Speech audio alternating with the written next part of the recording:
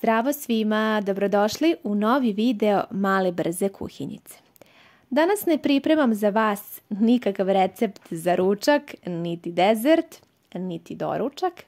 Danas ću sa vama da podelim jedan tajni recept, prirodni lek za otklanjanje štucanja, odnosno za trenutno zaustavljanje štucanja. Verovali ili ne, postoji prirodni lek za to. Ovaj prirodni lek sa mnom je podelio moj deka, tako da je ovaj lek zapravo koristi se kod nas u porodici već godinama. Ne znam kako ga je on otkrio, ali želim da vam kažem da je moj deka inače pravio prirodne lekove i meleme na svom ranču i pomagao je ljudima u otklanjanju raznih bolesti, tako je nastao i ovaj prirodni lek. A šta je u pitanju?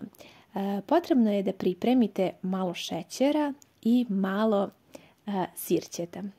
Već ste vidjeli u videu, znači uzmite jednu kašiku srednje veličine, sipajte šećera u nju, a zatim odgore prelite alkoholno sirće. Kada šećer potpuno upije sirće, vi popijte ovu kašiku i vidjet ćete tog trenutka će štucanje prestati i to momentalno.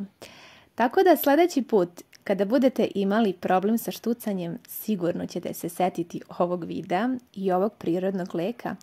Obavezno ako imate u svojoj blizini šećer i sirće, isprobajte i vidjet ćete da deluje i nadam se da ćete mi pisati u komentarima. Hvala vam puno na gledanju, a mi se vidimo u nekom novom videu, a do tada želim da vas pozdravim puno.